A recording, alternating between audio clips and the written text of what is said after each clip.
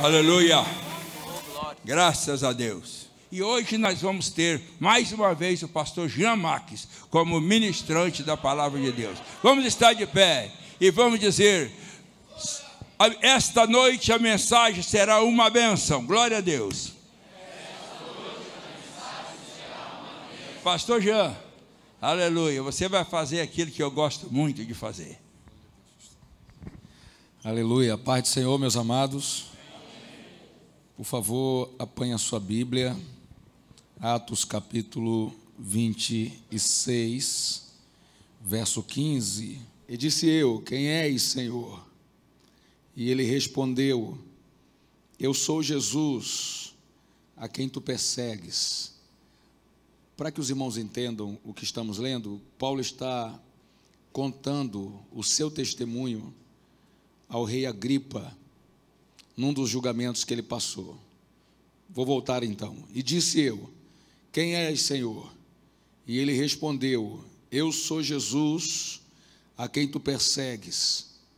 Mas levanta-te e põe-te sobre os teus pés, porque te apareci por isto, para te pôr por ministro e testemunha, tanto das coisas que tens visto, como daquelas pelas quais te aparecerei ainda, livrando-te deste povo e dos gentios, a quem agora te envio, para lhes abrires os olhos, e das trevas os converteres à luz, e do poder de Satanás a Deus, a fim de que recebam a remissão dos pecados, e sorte entre os santificados pela fé em mim. Pelo que, ó rei Agripa, não fui desobediente à visão celestial. Antes anunciei primeiramente aos que estão em Damasco e em Jerusalém, e por toda a terra da Judéia e aos gentios, que se emendassem e se convertessem a Deus, fazendo obras dignas de arrependimento. Por causa disto, os judeus lançaram mão de mim no templo e procuraram matar-me, mas alcançando o socorro de Deus, ainda até ao dia de hoje permaneço, dando testemunho, tanto a pequenos como a grandes, não dizendo nada mais do que os profetas e Moisés disseram que devia acontecer. Amém? Podem tomar assento, em nome de Jesus Cristo. Glória a Deus. Que bênção. Meus irmãos, a passagem que lemos, ela aconteceu na última instância jurídica que Paulo enfrentou antes de ser conduzido a Roma. O problema que Paulo está passando aqui começou no capítulo 21, quando um ajuntamento de judeus, de líderes judeus, se ergueu contra Paulo, porque ele estava pregando a palavra, e o capturou. Deus havia previsto essa condição em algumas cidades por onde Paulo passou na sua terceira viagem missionária. Voltando da sua terceira viagem missionária, em quase todas as cidades, Deus sempre levantava um profeta para dizer que quando Paulo chegasse em Jerusalém, ele seria preso, capturado e não mais voltaria ao exercício das suas viagens. E numa dessas ocasiões, Paulo disse: eu estou pronto, não somente a ser preso, como também a morrer por causa desse evangelho. E disse que não temeria essa profecia e este problema que ele estava prestes a enfrentar. E como Deus falou através de muitos profetas, aconteceu. Paulo, quase que no primeiro momento dele na sinagoga, já foi apanhado, já foi agredido e capturado. Amarraram ele com o próprio cinto dele, porque ninguém tinha corda na hora. Deram volta nos seus braços com os cintos e já iam matá-lo.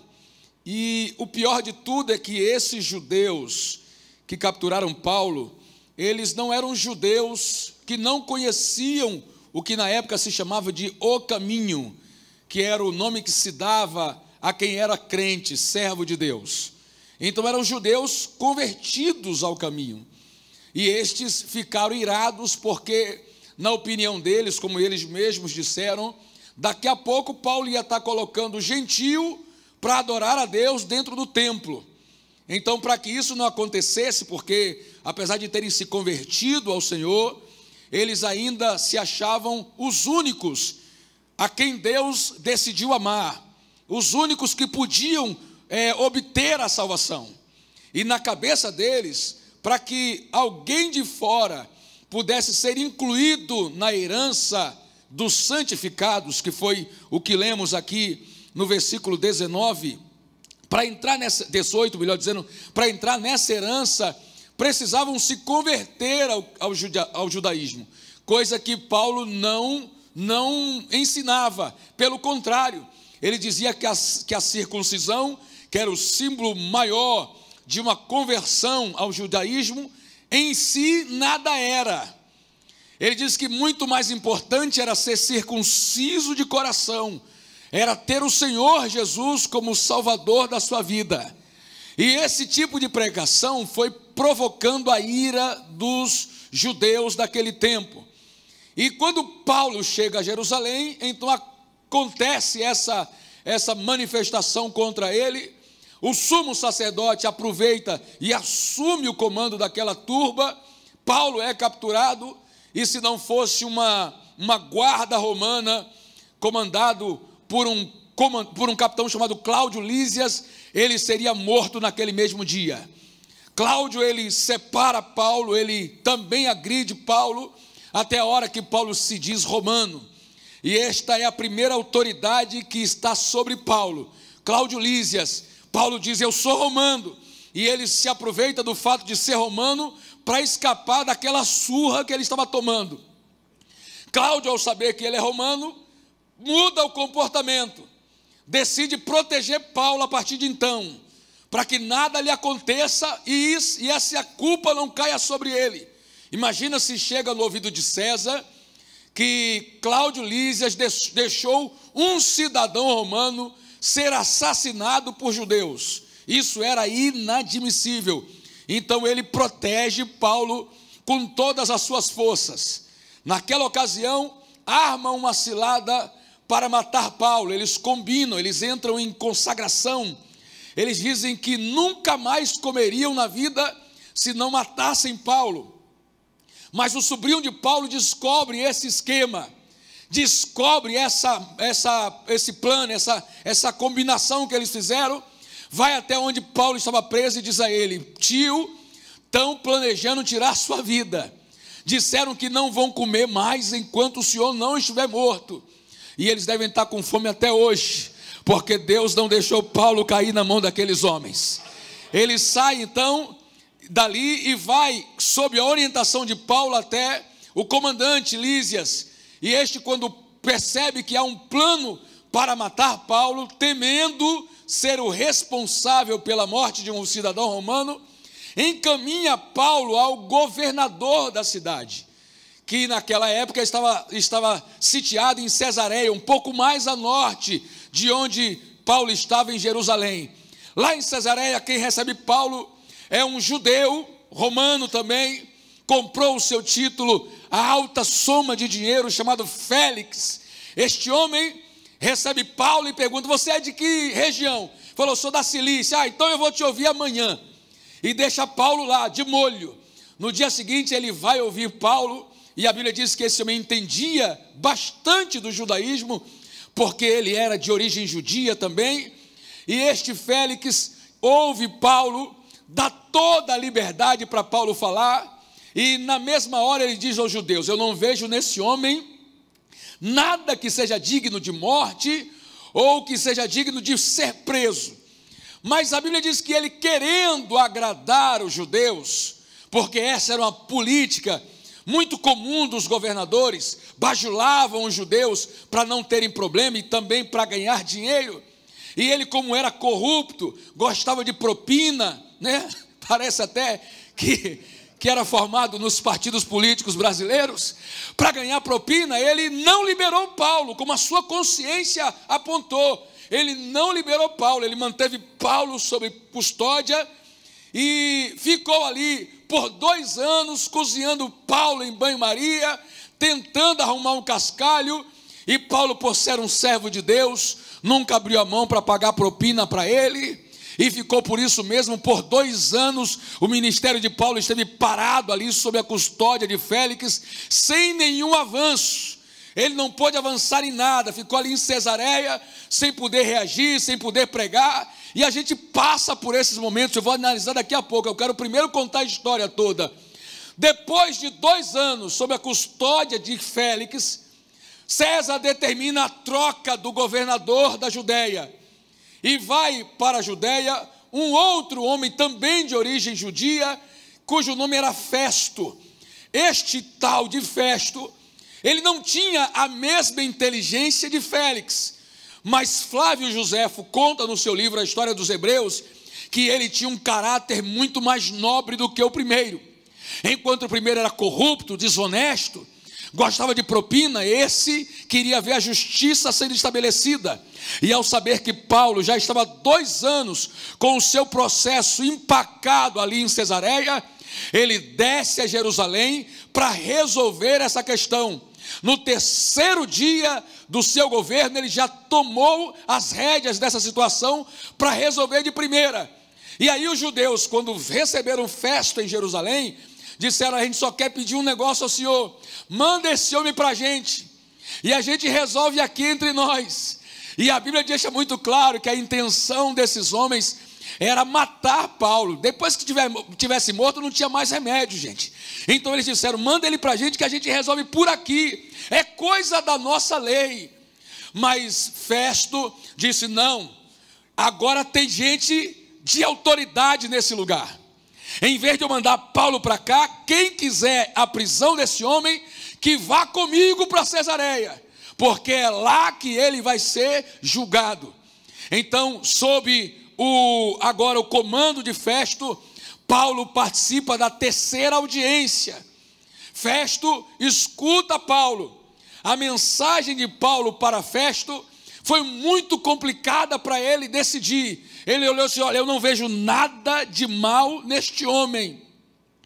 Como ele apelou para César, isso aconteceu ainda no tempo de Félix, porque Félix ia entregar ele aos judeus em troca de dinheiro, ele disse: ele vai a César como está planejado.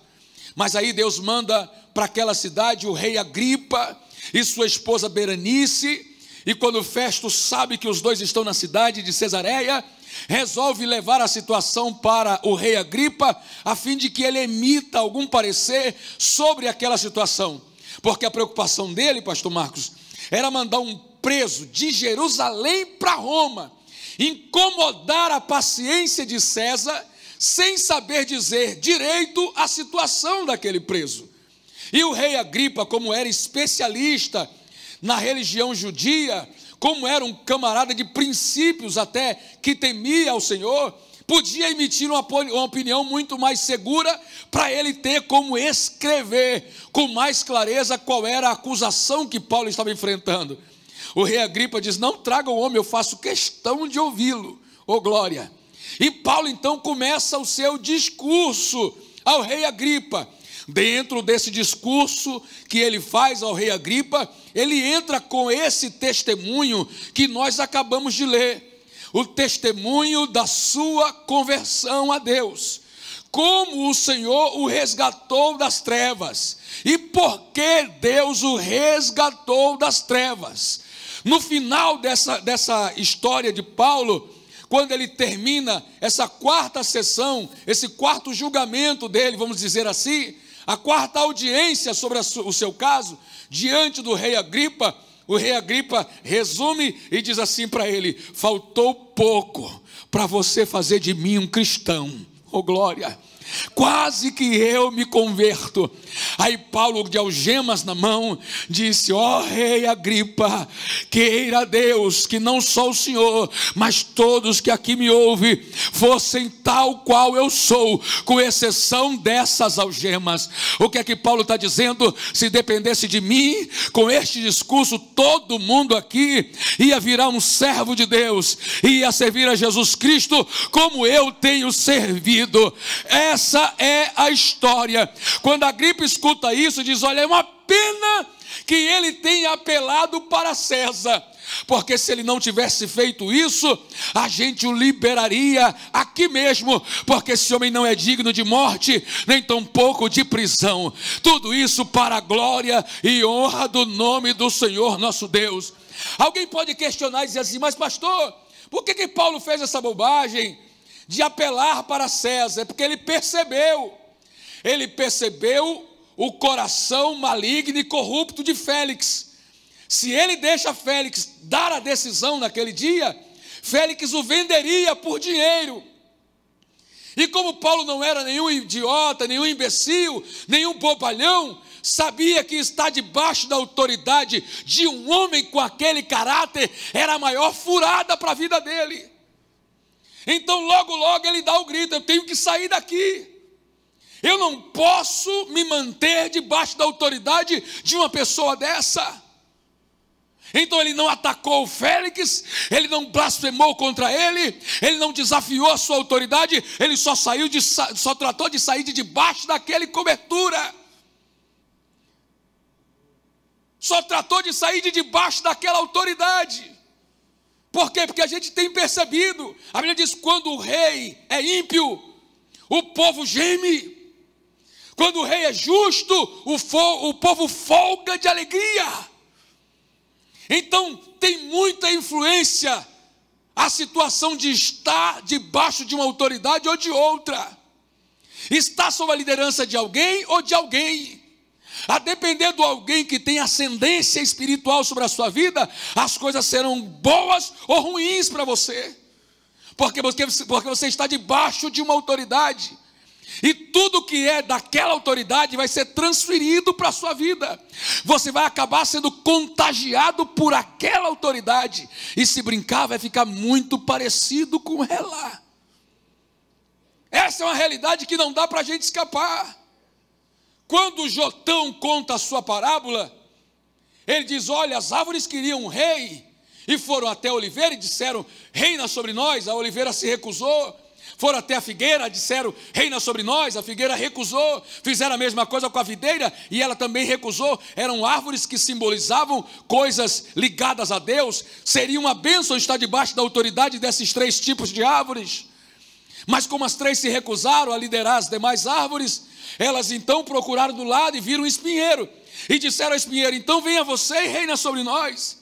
O espinheiro, quando percebeu que podia ter ascendência espiritual sobre aquelas árvores, ele disse assim: olha, se é verdade que me querem como líder de vocês, que saia fogo de mim e destrua todos vocês. Olha que coisa as árvores escolheram, e pegaram o espinheiro para ter autoridade sobre elas. E aquele espinheiro que representava Abimeleque acabou com aquela geração, como a parábola de Jotão havia previsto. Resumindo, o que é que estamos aprendendo com essa decisão de Paulo em apelar para César?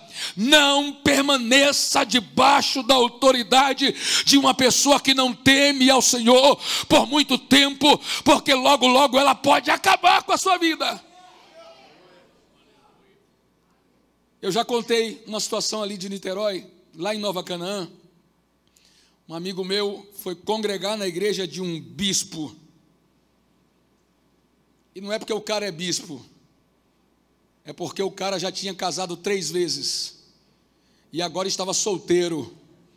Segundo o que o frentista disse para ele, no dia que ele estava indo congregar nessa igreja, no primeiro dia dele naquela igreja, o frentista disse: pelo amor de Deus, congregue em qualquer lugar, você pode congregar até no inferno, menos naquela igreja lá, porque aquele bispo lá já teve 3 mulheres, está solteirão agora, e ele usou a seguinte expressão: ninguém vai se escandalizar com isso, está pegando todo mundo na igreja. Tem um espírito de prostituição na vida daquele bispo. E ele disse: olha o outdoor dele lá, tinha perto do posto, tinha um outdoor, e o bispo segurando os órgãos genitais, com uma mão e com a outra, dizendo assim: venha para a igreja da família. E ele nem família tinha. E ele falou: não vai congregar nessa igreja para você não perder a mulher. Esse amigo meu desobedeceu o frentista e foi. Perdeu a mulher, ainda perdeu a cunhada para o bispo. Perdeu as duas. Por quê? Porque ele sabendo que o bispo era um espinheiro, foi se colocar debaixo da autoridade daquele espinheiro. É por isso, gente, que quando tem um faraó em cima da gente, o povo tem que clamar. Clamar até Deus mandar um Moisés. Quem está entendendo esse negócio aqui? Clamar até Deus mandar um Moisés. E se não tiver um Moisés, mas Deus abrir a porta, corre e apela. Oh glória, por quê? Porque Deus pode levantar alguém de maior autoridade para livrar o seu povo e honrar aqueles que ainda temem o seu nome. Paulo disse: eu não fico debaixo de uma autoridade dessa. Eu não quero a corrupção desse homem contagiando a minha vida. E sabe o que Deus fez? Lá de Roma diz: sai Félix, e entrou Festo, um homem de nobre caráter, que tomou as rédeas e diz: você vai a César só porque apelou, porque senão seria liberado aqui mesmo. Oh glória. Então perceba, esse homem disse: eu preciso de alguém que seja uma referência espiritual para a minha vida. Eu preciso de alguém que seja uma bênção para o exercício do meu ministério. Ele já estava 2 anos ali sem produzir fruto nenhum, sob a autoridade de Félix, até que Deus ouve a sua oração e troca e coloca Festo para Paulo voltar a produzir as suas cartas, para Paulo voltar a pregar o evangelho, para ele poder voltar a testemunhar as coisas que Deus fez da sua vida. Oh glória! Depois de 2 anos, no espaço de 3 dias, Paulo está tendo a segunda oportunidade de contar o seu testemunho para uma nova liderança, a ponto do próprio rei dizer: por pouco você não consegue me converter. E Paulo está tendo de novo a alegria de servir, a alegria de poder ser uma bênção na mão do Senhor, a alegria de poder ver o nome do Senhor sendo glorificado. Oh glória! Aí alguém pergunta assim: pastor, a gente está aqui nessa igreja por quê? Porque ainda estamos nessa igreja. Porque tem gente que tem voltado para ela. Tem gente que até tentou sair, mas de repente resolveu voltar. Ô gente, é fácil. Porque Deus ainda tem homem que teme o seu nome no altar dessa igreja. Oh glória! Qualquer um aqui nesse altar e muitos aí embaixo já tiveram oportunidade de estar em outros lugares. Toda a oportunidade do mundo não foram porque aqui a gente não tem um espinheiro. Poxa, nem todo mundo disse glória. Ah, está melhorando. Aqui a gente não tem um Félix querendo arrancar o nosso dinheiro, vendendo cargo por dinheiro, vendendo credencial por dinheiro. Aqui a gente não tem um Félix passando a mão na cabeça do pecador só porque o dízimo dele é grande. Aqui a gente não tem um Félix dando credencial só porque é empresário, não, pelo amor de Deus. Aqui a gente não tem um Félix dando credencial de obreiro só porque é comandante do exército ou da polícia, não. Aqui nós temos gente que ainda tem temor de Deus na alma, que ainda pensa no negócio chamado céu, e porque pensa no negócio chamado céu, sabe que a igreja é propriedade exclusiva de Deus. Quem concorda, dê um brado bonito de glória, adore ao Senhor nesta casa. Oh glória! Na congregação, assim que eu cheguei, um grupo de 4 irmãos, eram 2 casais, ficou um pouquinho de tempo ali, mas depois chegaram para mim e falaram: pastor, a gente está pensando em sair, ir para outra igreja. Aí, como eu aprendi a não me apaixonar por homem, dentro do quartel, eu falei para aquele casal: fique à vontade, o que Deus colocou no coração de vocês, vocês fazem. A gente vai orar por vocês, o que importa é que vocês estejam onde Deus quer que vocês estejam. Vocês vão para onde? Qual congregação? Aí eles disseram: não, a gente vai sair da ADIG. Aí eu disse: e vão para que igreja? Ainda estamos vendo, qualquer uma, menos na ADIG. Falei: tá, tudo bem. Então quando vocês souberem para onde estão indo, vocês me procuram, que eu vou falar com a secretaria lá no Templo Central para a gente mandar a carta de mudança para vocês. Não tem nenhum problema, vou orar por vocês. E aí eles ficaram meio assustados, porque pensou que eu ia chorar para eles ficarem.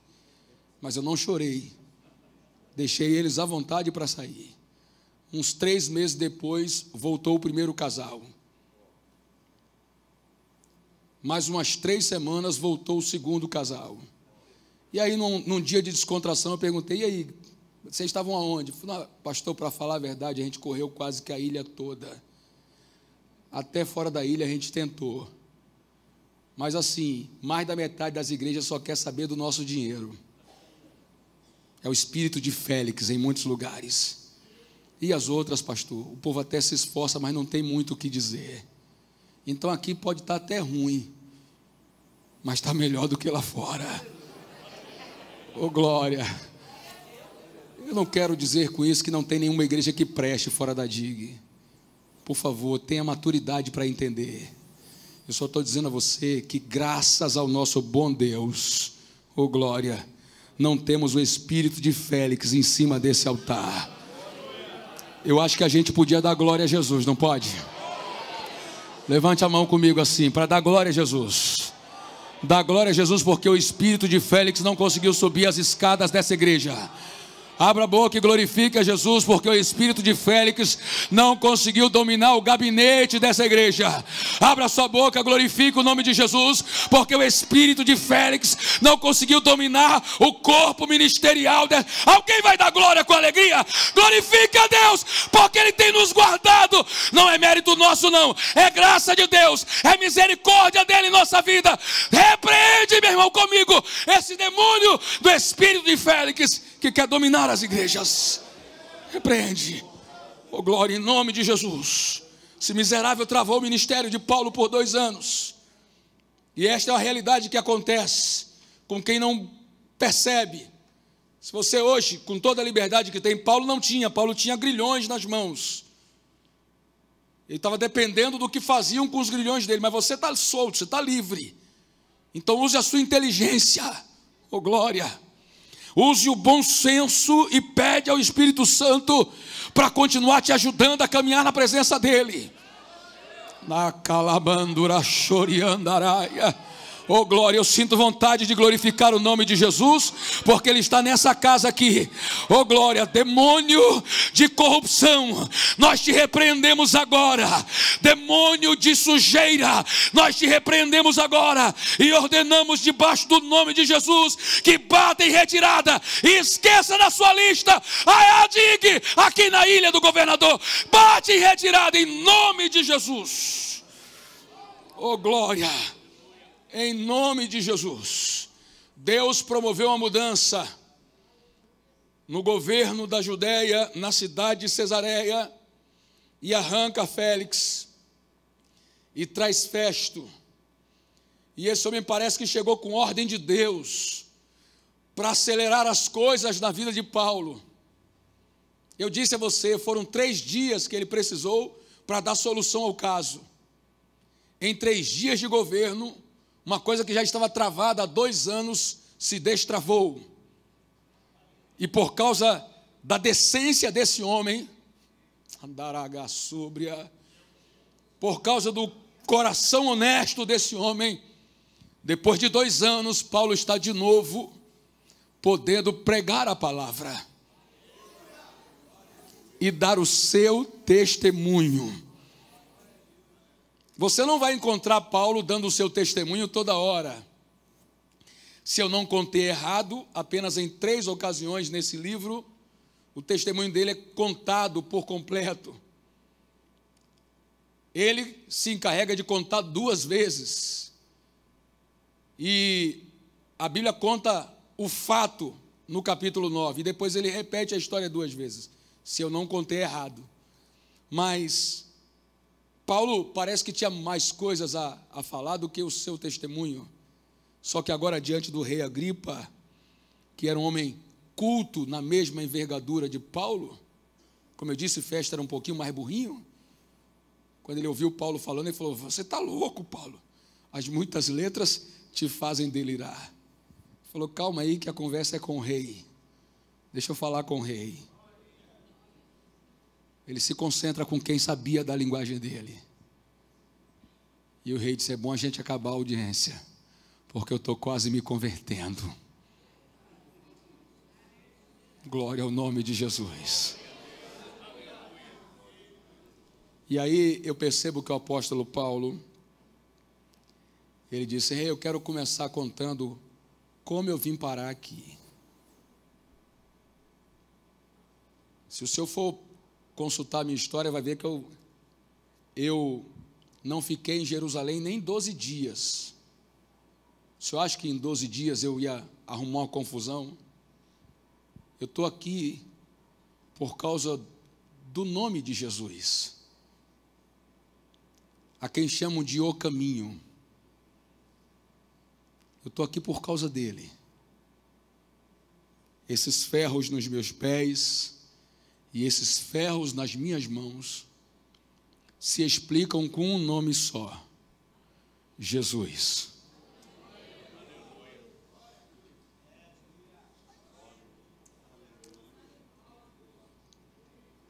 É por isso que eu estou aqui, ó. Por causa do nome dele.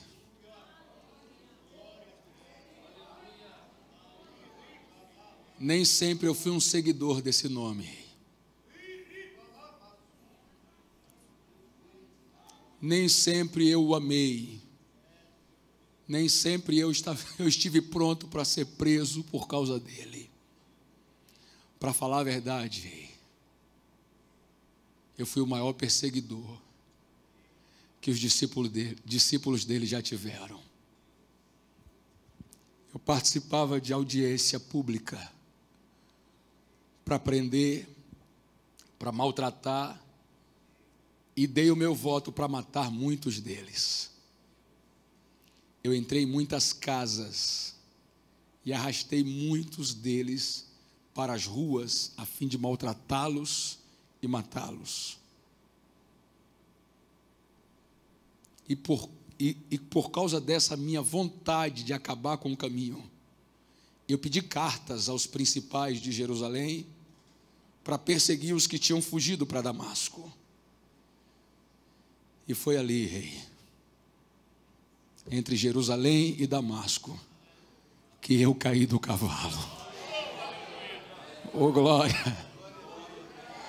Era por volta de meio-dia, quando uma luz muito forte nos envolveu, a mim e aos meus soldados.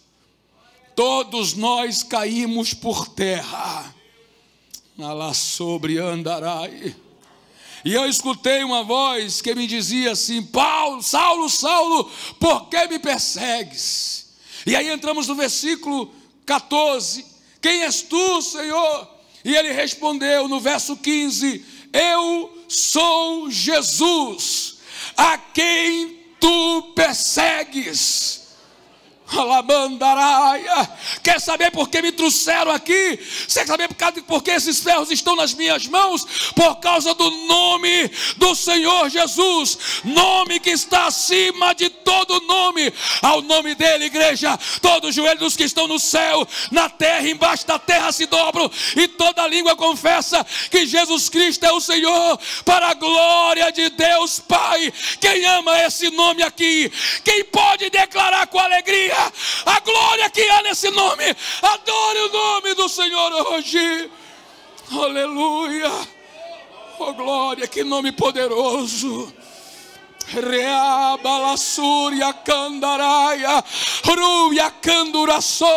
Esse nome está aqui. O poder deste nome está à disposição dessa igreja, está à disposição desse altar. A glória desse nome nos contagia hoje.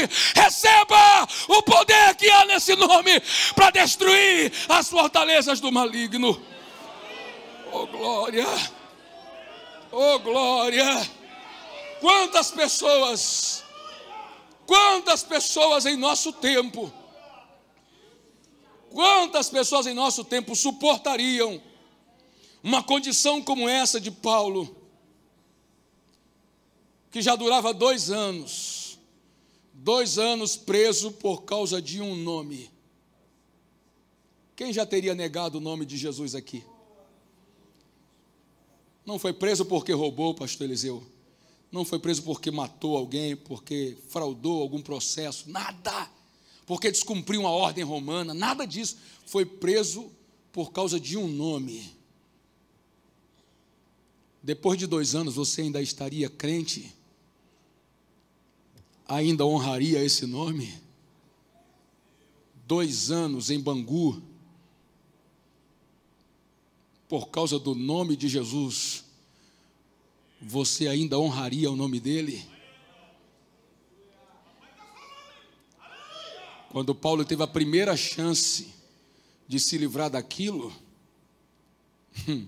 não pediu para se livrar, continuou honrando o mesmo nome de sempre. Oh glória, ele me derrubou do cavalo. Eita glória. Gente, tem alguma coisa especial aqui hoje.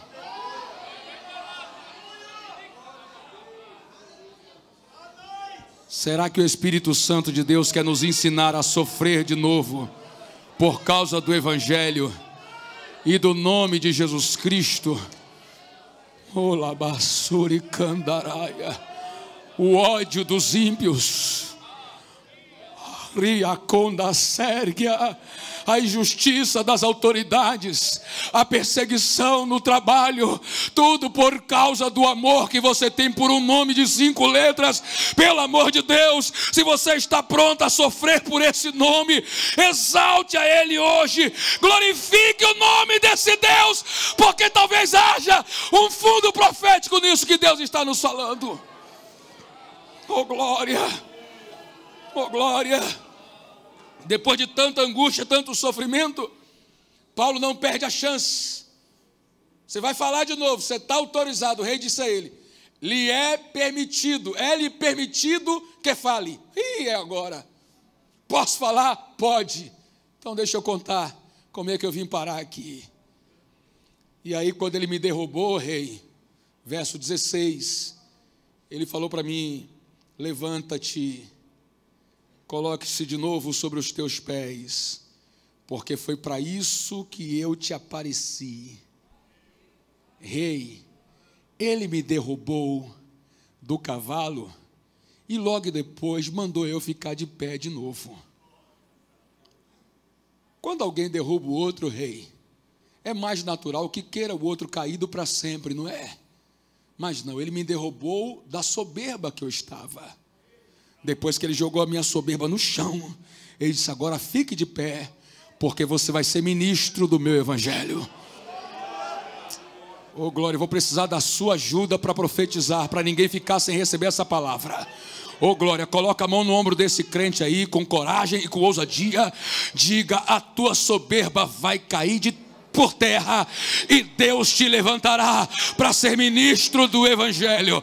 Oh glória, aleluia. Deixa Deus te usar aí, profetiza, entrega essa palavra. A soberba vai cair por terra e Deus te levantará para ser ministro do evangelho, para pregar aos grandes e aos pequenos, para anunciar com ousadia a palavra do Deus vivo. Ele vai logo em seguida te colocar de pé.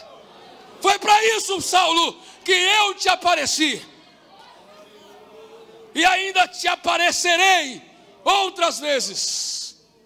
Por muitas outras vezes eu te aparecerei. Oh glória! Eu vou livrar você das mãos deste povo, bem como te livrarei das mãos dos gentios, a quem agora eu te envio. Sabe o que é que Deus manda dizer? Que nada vai acontecer contigo sem que não esteja nos projetos que Ele já tem pela sua vida. O que significa isso, pastor? Ele ainda tem o controle, Ele tem o domínio, Ele tem todo o controle sobre a sua situação. Oh glória! Vou livrar você. Deus disse que ia livrar Paulo de quem queria a sua morte. Mas Deus não deixou que quem queria soltar Paulo conseguisse soltá-lo. Como Deus é tremendo. Os judeus queriam prendê-lo e matá-lo. O Senhor não deixou fazer isso. O comandante Lísia queria açoitá-lo e matá-lo. Deus não deixou fazer isso. Cumpriu a palavra que deu. Festo e Agripas queria soltar Paulo. Deus também não deixou fazer isso. Se dependesse daqueles homens, Paulo seria solto naquele dia e ia voltar a viver uma vida tranquila. Mas às vezes vida tranquila não é o que Deus tem para você ainda. Se não quiser dar glória, não tem problema.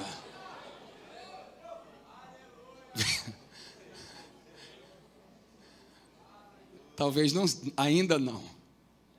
Olha, rapaz, se você não tivesse apelado para César, você estaria solto agora. O que é que Paulo pensou nessa hora? O que é que ele poderia ter pensado? Simples. A única coisa que cabia dentro disso. Mas Deus me quer em Roma. E se são esses grilhões que vão me levar a Roma, deixa eles aqui.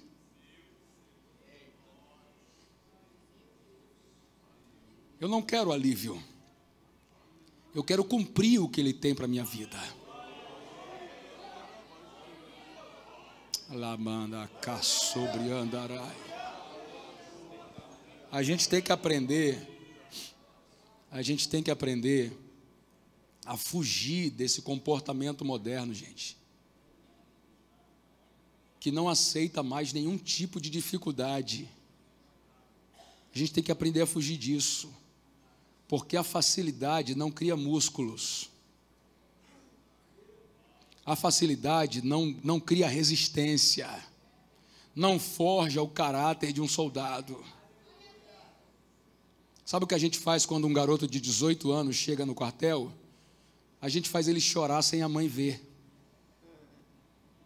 A gente faz ele chorar sem a mãe poder ver. A gente maltrata ele, corta o pão. Sabe adolescente, 18 anos de idade, que come mais do que o olho? Chega na fila do rancho, uma bandeja desse tamanho, e o cassineiro fala para ele, quer mais? Ele quer. Aí outra bandeja de, quer mais? Quer. Aí sai com uma pilha assim, eu não estou exagerando, é uma bandeja desse tamanho, e o soldado de 18 anos consegue sair com uma pilha assim, ó, dando a volta, o macarrão saindo pela bandeja e ele puxando para a mão. Deve ter uns 2,5 kg de comida, e o menino dessa grossura come. Aí você pega um menino desse, pastor Marcos, com um olho desse tamanho e diz assim, corte o bife dele. Mamãe nunca cortou, não foi? Mas a gente lá corta. Guerreiro, pega a sua bandeja e dá para o outro, você não vai comer hoje. Se eu souber que alguém deu comida para ele, vai ficar preso no final de semana.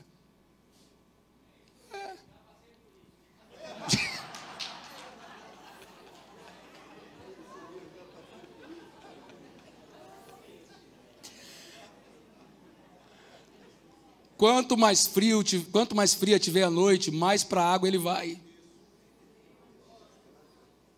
A gente tem um trato com Deus, todo acampamento chove. Deus já bota para chover no acampamento, que Ele sabe, eu quero esse menino sofrendo. Moleza não faz ninguém virar soldado. Soldado é coisa para macho. Soldado é coisa para quem tem coragem, sangue no olho. E essa garotada tem que esquecer do PlayStation. Tem que esquecer do videogame. Tem que esquecer que a mamãe traz o biscoito para ele não desligar o jogo. Naracomanasiai. Essa garotada tem que aprender que a vida não é para quem é frouxo, não. A vida é para quem tem força para lutar por ela. Então lá a gente bota os meninos para sofrer. E Deus faz assim com a gente também. Tira esse espinho da minha carne. O Senhor falou para Paulo, minha graça te basta. Nará, que da súbria. Oh glória, importa que você pregue a minha palavra em Roma. Eu quero César ouvindo a minha palavra. Oh glória, eu quero Roma ouvindo o meu evangelho. Oh glória, para isso Deus vai te fazer sofrer.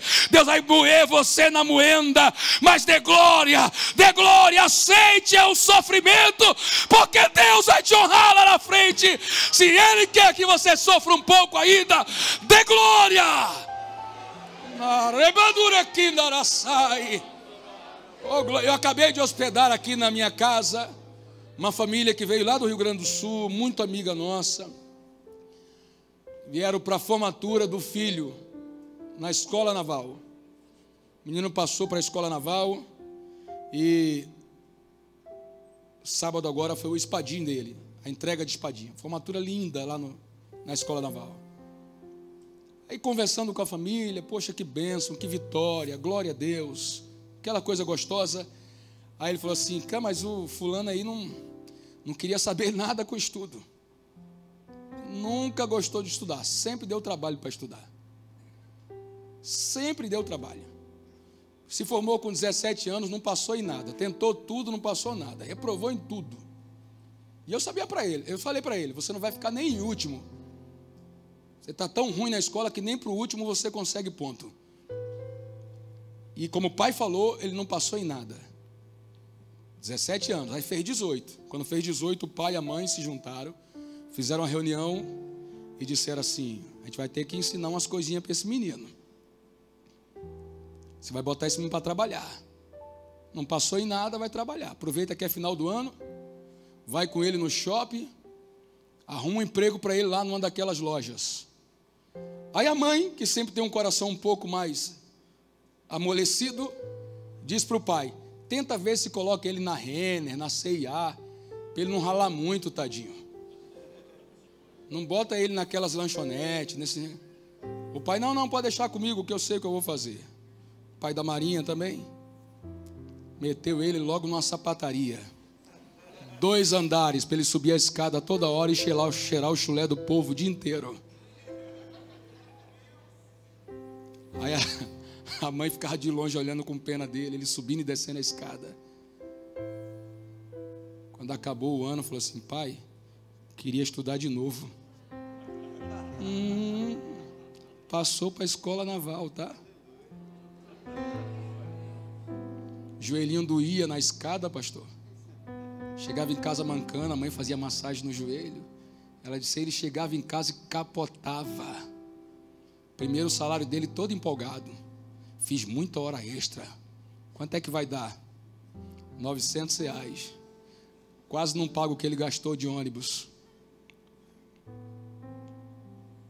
Aí resolveu estudar. Daqui a pouco é oficial da Marinha. Recebeu o espadim. Deus está falando, não está? Deus está falando. Eu tenho que ir a Roma. Mantenha esses grilhões aqui. Não vou fugir do que Deus tem para a minha vida. Não importa o preço que vai ter que ser pago. Deus vai cumprir o que tem para mim. Quem crê também nessa palavra, fique em pé e dê um brado bonito de glória para Deus. Oh, glória. Aplauda Jesus. Glorifique o nome de Jesus. Glória a Deus. O Senhor falou para Paulo, você vai abrir os olhos dessas pessoas, desses povos. Deixa eu dizer um negócio a você, ele abriu os olhos de Félix. A mensagem de Paulo para Félix foi sobre o juízo vindouro de Deus, sobre o inferno. Félix, que era sujo, corrupto, ficou tão apavorado com aquela palavra que falou para Paulo calar a boca a partir de então. Acabou a nossa conversa, Paulo. Ele preferiu continuar corrupto nesta vida do que buscar o perdão de Deus, como está no boletim aí, para a vida eterna. Preferiu continuar corrupto do que confessar os seus pecados e buscar arrependimento.